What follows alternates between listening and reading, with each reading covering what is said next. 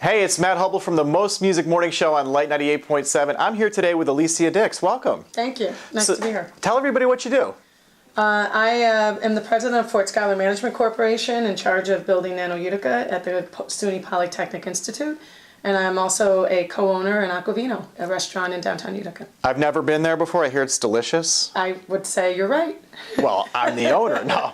Well, I have a bias, but it is. We've done a great job, hired great people, and have great management. And this Nano Utica is sort of like the talk of the town, isn't it? Yeah. And the state, for that matter. I think it is, all of upstate. And it's happening at my alma mater, as a matter of fact. Oh, so you were a SUNY IT grad, alum?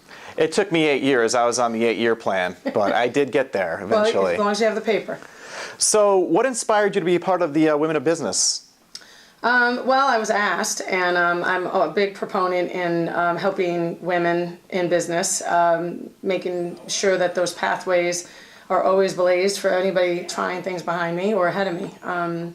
I've been a true believer in mentorship, and I've had great mentors in my career and in my life. And I've always been told, always pay back and pay forward.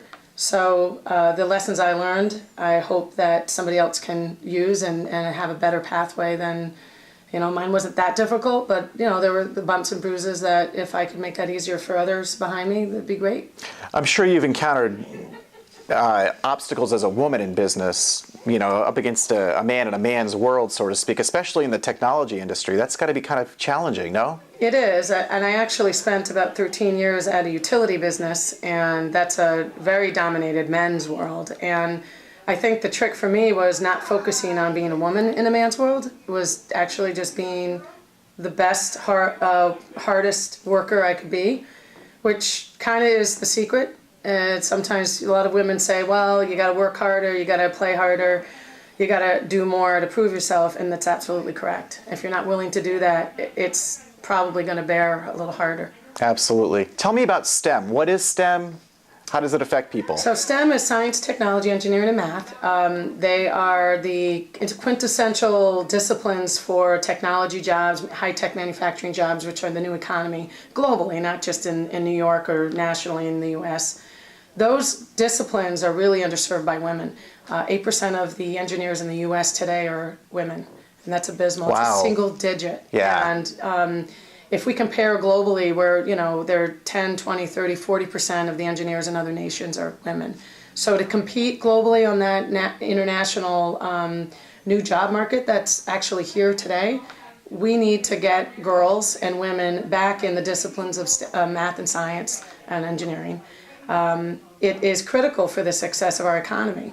So we have to kind of reverse the stigma that girls don't do math or science. There's a little bit of that going on in the K through 6. Matt doesn't do math or science either. Well, a lot of people put their hand up and say, I'm not good at it.